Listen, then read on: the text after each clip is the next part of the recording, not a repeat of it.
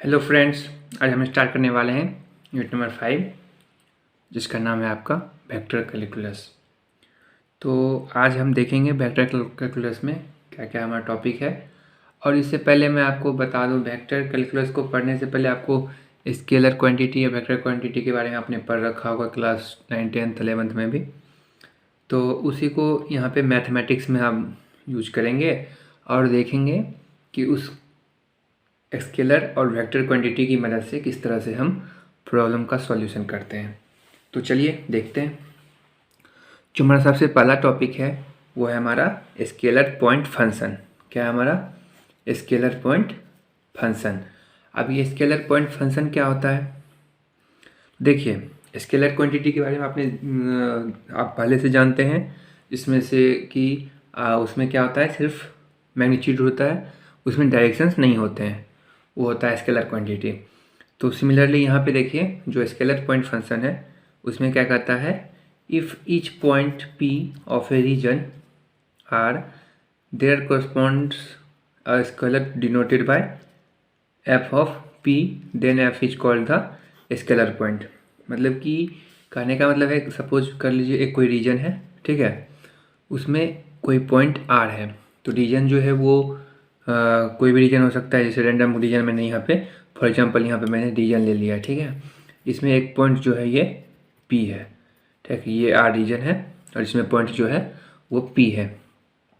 तो इसमें ये कहता है कि उसके करस्पॉन्डिंग जो आपका जो उसको हम डिनोट कैसे करते हैं, उसके करस्पॉन्डिंग जो आपका स्केलर आएगा वो आपको उसको डिनोट करना होगा एफ ऑफ पी से, और उसको हम लोग क्या बोलते हैं, स्केलर पॉइंट फंक्शन बोलते हैं इस रीजन के लिए, ठीक है।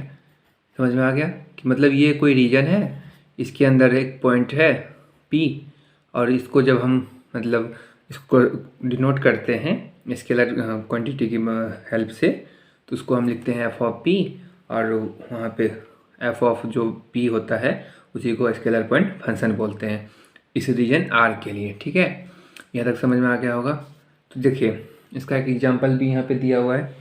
तो एग्जांपल में जैसे कि मान लीजिए temperature F of P at any point P of a certain body occupying a certain region R in a is a scalar point function. कहने का मतलब ये हुआ कि टेम्परेचर आप इमेजिन कीजिए जहाँ पे आप बैठे हुए हैं, तो यहाँ पे कोई एक रीजन है, ठीक है, वहाँ पे जो है आपका टेम्परेचर कोई किसी पॉइंट पे, एक रीजन में किसी भी पॉइंट पे टेम्परेचर कुछ भी हो सकता है। तो उसको हम किस तरह से डिनोट करते हैं, एफ ऑफ पी की मदद से हम उसको डिनोट करते हैं, उसी को हम स्केलर पॉइंट फंक्शन बोलते हैं, ठीक है। चलिए अब देखें यहाँ पे क्या है एग्जांपल में, the distance at a point P at any point P, जो कि पी जो है वो आपको 3D में है, तो यहाँ पे एक्स वाई जेड जो है वो आपका स्पेस हो जाएगा, ठीक है। एक्स वाई जेड वो किसी स्पेस में पॉइंट पी है, ठीक है, और उसमें जो है एक फिक्स पॉइंट है एक्स नोट, वाई नोट और जेड नोट, जो कि है स्केलर फंक्शन। तो अब उसको हम किस तरह से डिनोट करेंगे एफ ऑफ पी को, तो उसको उसका देखिए एक फॉर्मूला है, F of P equal to root under X minus X naught का whole square plus Y minus Y naught का whole square plus Z minus Z naught का होल स्क्वायर। इस तरह से आप क्या कर सकते हैं कि जो भी हमारा स्केलर फंक्शन है, स्केलर पॉइंट फंक्शन है, उसको हम फाइंड आउट कर सकते हैं। यहाँ पे क्या कहा गया है कि ये कोई पॉइंट, ये कोई मान लीजिए रीजन है, ठीक है, और यहाँ से ये कोई पॉइंट है P, ठीक है, इसका जो कोऑर्डिनेट है आपका X comma Y comma Z है, और यहाँ पे जो एक फिक्स पॉइंट है इसको हम मान लेते हैं पॉइंट Q, ये जो है X comma X naught Y naught और जेड नोट इसका कोऑर्डिनेट है। तो अब यहाँ पे जो है इसका स्केलर पॉइंट फंक्शन का जो इस दोनों के बीच में डिस्टेंस होगा वो कुछ इस प्रकार से फाइंड आउट होगा, ठीक है। ये फार्मूला आपको याद रखना होगा। तो यहाँ तक आपको समझ में आ गया होगा। तो चलिए आगे देखते हैं। आगे जो है हमारा वो है स्केलर फील्ड। अब स्केलर फील्ड क्या होता है, तो इसमें ऑब्वियस सी बात है मैग्नीट्यूड होगा, ठीक है। तो region in a space at such that for all P in a given region the scalar function F associated of F scalar F of P. अब स्केलर फील्ड क्या होता है कि कोई रीजन है, ठीक है, जैसे रैंडम कोई रीजन हमने ले लिया। अब इसमें जो है आपको एक कोई पॉइंट है, ठीक है, मान लीजिए ये कोई जो है रीजन है, इसमें एक ये कोई पॉइंट है P, ठीक है। अब ये जरूरी नहीं कि इस रीजन में सिर्फ एक यही पॉइंट होगा, इसमें इस तरह से कई सारे पॉइंट हो सकते हैं। ये P1 हो गया, P2 हो गया, P3 हो गया, है ना। क्या बोला है, इस हर एक पॉइंट के लिए, मतलब फॉर ऑल P, हर एक P के लिए जो है आपका एक स्केलर पॉइंट फंक्शन होगा, जिसको हम लोग स्केलर फील्ड बोलें। मतलब उसको हम जब एसोसिएट करेंगे, पूरा फंक्शन ऑफ P करेंगे, तो वो जो है आपका ये जो पूरा रीजन है, इसका हमें एक ये जो पॉइंट है उस पर हमारा एफ ऑफ पी निकलेगा, और वो हमारा क्या कहलाता है, स्केलर फील्ड कहलाता है, ठीक है। चलिए इसको मैं एक बार फिर से समझा दे रहा हूँ। कहने का मतलब ये कह रहा है, इसका मतलब ये है कि ये कोई रीजन है, ठीक है। इसमें जैसे अभी तक हमने एक रीजन लिया, उसमें एक पॉइंट P लिया। यहाँ पे मान लीजिए ये पॉइंट P1 है, ये पॉइंट P2 है, ये P3 है। बोला है फॉर ऑल P, मतलब हर एक P के लिए जो आपका रीजन है, जो इस रीजन में जो आपका पॉइंट है वो स्केलर फंक्शन होगा, और उसी को स्केलर फंक्शन को वो किसके एसोसिएटेड होगा, वो function of F of P के scalar of function F of P के एसोसिएटेड होगा। उसी को हम लोग क्या बोलते हैं, स्केलर फील्ड बोलते हैं, ठीक है। चलिए नेक्स्ट हमारा देखते हैं, हमारा है वेक्टर पॉइंट फंक्शन। आप देखिए, इससे पहले हमने स्केलर पॉइंट फंक्शन देखा, अब वेक्टर पॉइंट फंक्शन देखते हैं। तो स्केलर और वेक्टर के बारे में आपको पहले मैंने बताया कि आप क्लास 9-10 में पढ़ के आ चुके हैं। तो इसके वेक्टर पॉइंट फंक्शन में क्या होगा, इसमें आपको मैग्नीट्यूड भी होगा और साथ ही साथ इसमें एक डायरेक्शन भी होगा, है ना। तो चलिए देखते हैं। If for each point P of a region R there correspond a vector P, then f is a vector point function for region P। Obvious सी बात है, हम रीजन को जब कोई रीजन है, ठीक है, उसमें पॉइंट P है और उसमें जो है एक वेक्टर फंक्शन उसके कॉरस्पॉन्डिंग, उस पॉइंट के कॉरस्पॉन्डिंग एक वेक्टर होगा, जिसको हम लोग एफ ऑफ पी से डिनोट किए हैं। और यहाँ पे फंक्शन जो है वो क्या होगा, आपका वेक्टर पॉइंट फंक्शन होगा। तो ये जो आपका एरो जो है, ये एरो आपको ये क्या डिनोट करता है, इस फंक्शन का डायरेक्शन है, ठीक है। तो आप याद रखिएगा, जब वेक्टर पॉइंट फंक्शन की बात करेंगे, तो ये जो एरो है आपको ये इसकी डायरेक्शन को शो करेगा। तो यहाँ तक समझ में आ गया। वेक्टर और स्केलर दोनों बहुत ही आसान टॉपिक है, आपने क्लास 9-10 से ही पढ़ रखा है, तो यहाँ तक आपको आशा करता हूँ समझने में कोई दिक्कत नहीं हुई होगी। चलिए आगे चलते हैं। देखिए इसका एग्जांपल देख सकते हैं, जैसे कि यहाँ पे दिया हुआ है velocity of a particle at a point P at any time T be F of P। मतलब कि कह रहा है कि ये कोई पार्टिकल है, उसका वेलोसिटी जो है एट टाइम T पे वो क्या है, एफ ऑफ P है। Then F is a vector point function, और इस समय क्या है आपका एफ जो है वो वेक्टर पॉइंट फंक्शन है। चूँकि वेलोसिटी जो है आपका वो वेक्टर क्वांटिटी है, तो यहाँ पे जो है एफ आपका वेक्टर पॉइंट फंक्शन होगा for the region occupied by a particle at a time T। जो रीजन मतलब जो पॉइंट जो है, जो पार्टिकल जो है उस रीजन में ऑक्युपाइड हो रहा है, उसके लिए वो क्या हो गया, फंक्शन वेक्टर पॉइंट फंक्शन हो गया, ठीक है। आप देखिए, if coordinate of P be X Y Z, X comma Y comma Z, then F of P। आप देखिए, अगर जो पॉइंट P है उसका coordinate X comma Y comma Z होगा, मतलब कोई भी उसका कोऑर्डिनेट हो सकता है, कुछ भी हो सकता है, 3D में है, तो उस कंडीशन में जो हमारा फंक्शन ऑफ P होगा वो कुछ इस प्रकार से। चूँकि वेक्टर पॉइंट फंक्शन है, उसमें आपका डायमेंशन भी होगा, मतलब मैग्नीट्यूड भी होगा, और उसका क्या होगा, डायरेक्शन भी होगा। तो यहाँ पे देख सकते हैं, इसको हम इस तरह से लिख सकते हैं, F1 X comma Y comma Z i naught जो आई जो है ये आपका आई कैप है। आई कैप जो है आपको डायरेक्शन को शो करता है, ठीक है, यूनिट वेक्टर है। और F2 X Y Z X comma Y comma Z J cap, F3 X comma Y comma Z K cap, ठीक है। आपका जो है ये यूनिट वेक्टर हो सकता है, और ये नॉर्मली कोई भी वेक्टर है तो उसमें मैग्नीट्यूड और डायरेक्शन दोनों होंगे। तो चलिए आगे देखते हैं, इसका नेक्स्ट अगला टॉपिक क्या है। तो हमने वेक्टर पॉइंट फंक्शन देख लिया। अब उसी कॉरस्पॉन्डिंग हम देखेंगे वेक्टर फील्ड क्या होता है। तो वेक्टर फील्ड में क्या है, the region in a space such that with for all P in a region the vector function F associated with a vector F of P. जिस तरह से स्केलर फील्ड के बारे में हमने बात किया था, उसी तरह से आपको यहाँ पे वेक्टर फील्ड के बारे में भी बताया गया है। तो इसको क्या बोल रहा है कि कोई एक मतलब मान लीजिए कोई एक रीजन है, ठीक है, ये रीजन है, और इस रीजन में हर एक पॉइंट के लिए, पॉइंट इसमें इनफाइनाइट नंबर ऑफ पॉइंट्स हो सकते हैं, हर एक पॉइंट्स के लिए जो आपका जो वेक्टर फंक्शन आएगा वो आपको एफ ऑफ पी से एसोसिएट करेगा। तो उसी को हम लोग क्या बोलते हैं, वेक्टर फील्ड बोलते हैं। ठीक है, तो यहाँ पे तक आपको समझ में आ गया होगा। चलिए नेक्स्ट जो है हमारा वो क्या है, डेल ऑपरेटर। तो डेल ऑपरेटर क्या करता है, the linear vector differential operator del defined as denoted bye.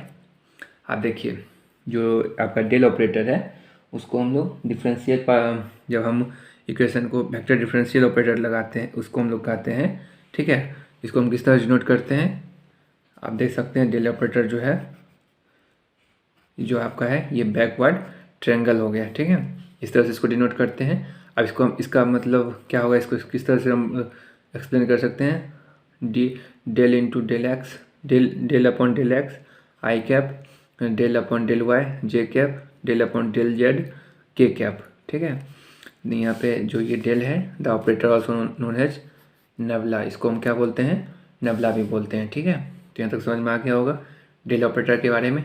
चलिए, तो यहाँ तक समझ में आपको कोई दिक्कत नहीं हुआ होगा।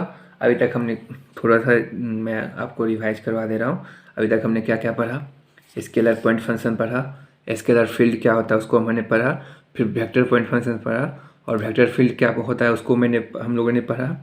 ठीक है, अब जो है यहाँ पे डेल ऑपरेटर भी हमने देख ही लिया। अब देखिए यहाँ पे आपका आता है ग्रेडियंट।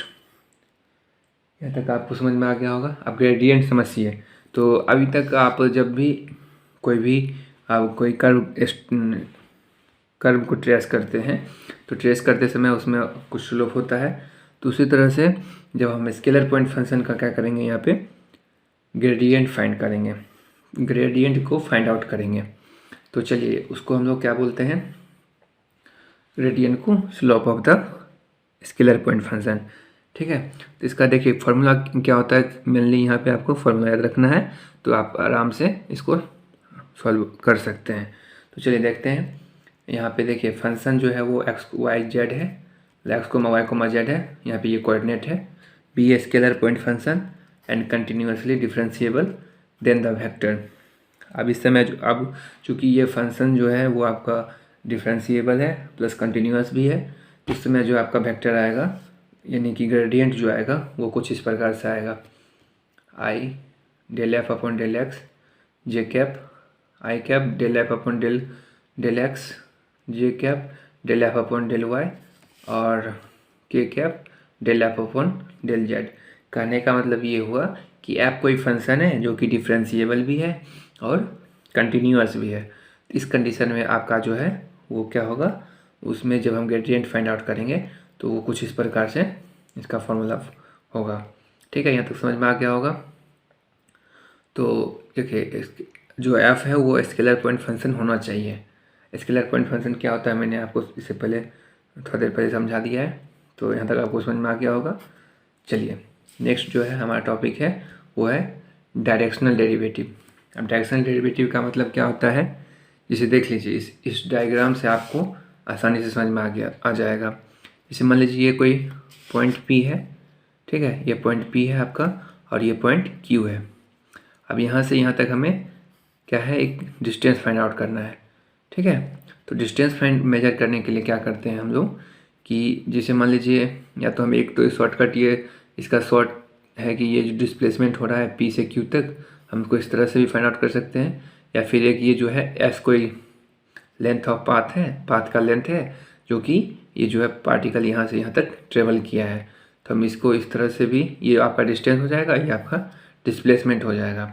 ठीक है, तो हमको यहाँ पे क्या करना है, डायरेक्शन डेरिवेटिव निकालना है। तो इस डायग्राम की मदद से आप समझ सकते हैं। देखिए यहाँ क्या बोल रहा है, F let F equal to F of X comma Y comma Z the partial derivative del f upon del x, del f upon del y, del f upon del z are the derivative of f। ठीक है, इसका f का derivative है in the direction of coordinate axis O X O Y and O Z, O X O Y and O Z. आपका ये o हो गया, ये x हो गया, ये y हो गया और ये आपका z हो गया।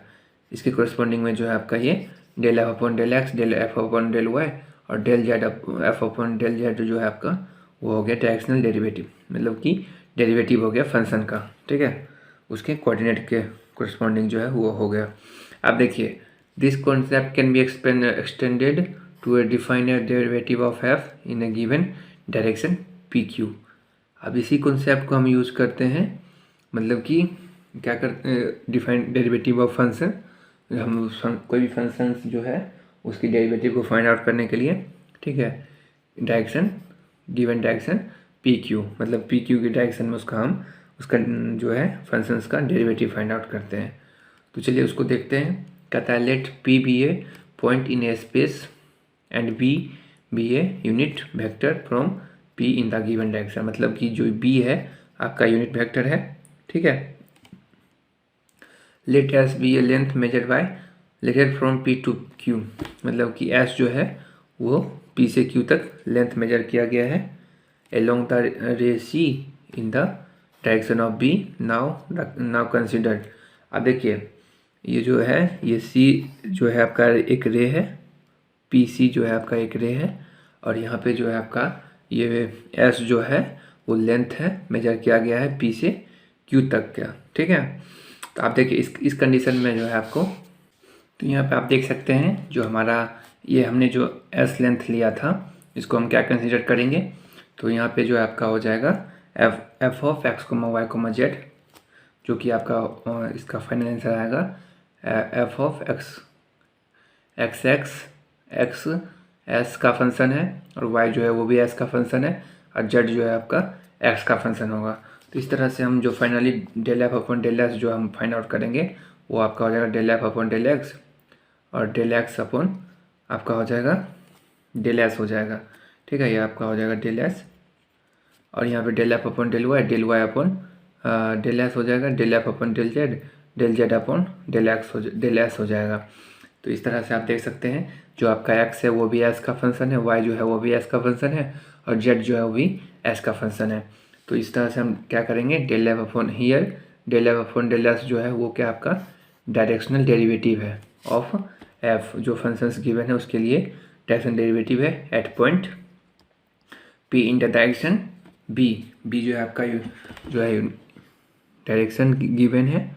ठीक है, यूनिट वेक्टर का which give the rate of change of f in the direction of b, जो कि हमें क्या देगा, rate of change of function देगा डायरेक्शन b की ओर। ठीक है, तो देखिए इसको हम इस तरह से भी सकते हैं del F since del X upon del S i cap, चूँकि ये पे b जो है आपका यूनिट वेक्टर है तो यहाँ पे डेल वाई अपन डेल एस हो जाएगा, डेल जेड अपन डेल एस हो जाएगा। ये जो है b आपका यूनिट वेक्टर हो गया।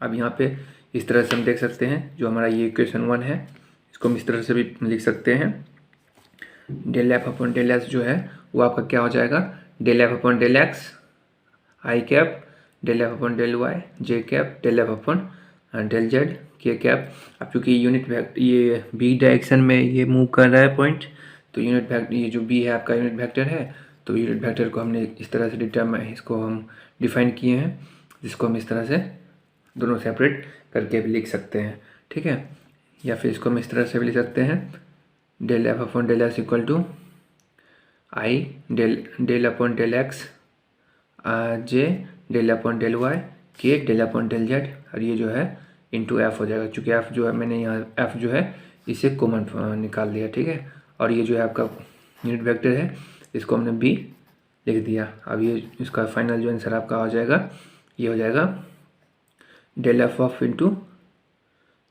B unit vector. ठीक है, hence the direction derivative of the direction in the direction of any unit vector A is del F. आप जो कि डायरेक्शन डेरिवेटिव क्या हो जाएगा, किसी भी गिवन डायरेक्शन में, तो वो आपका हो जाएगा डेल एफ इंटू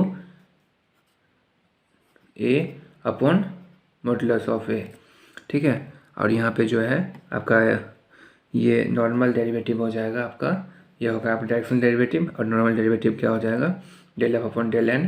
तो एन जो है आपका ये नॉर्मल वेक्टर है, तो यहाँ पे del F upon into normal N cap हो जाएगा, और एन कैप जो है वो unit normal to the surface F equal to constant, मतलब यहाँ पे जो सरफेस है आपका वो क्या होगा कॉन्स्टेंट होगा, ठीक है। तो यहाँ पे आपको जो है नॉर्मल जो ये जो आपको चेंज इन एफ जो है वो आपका कांस्टेंट आएगा, तो यहाँ पे आपको चेंज नहीं निकालना पड़ेगा। और नॉर्मल जो है आपका as it is unit normal vector है, तो इसको हम इस तरह से नॉर्मल डेरिवेटिव भी फाइंड आउट कर सकते हैं, ठीक है। तो चलिए जब इसको एग्जांपल के थ्रू समझेंगे, एग्जांपल करेंगे तो अच्छा समझ में आएगा।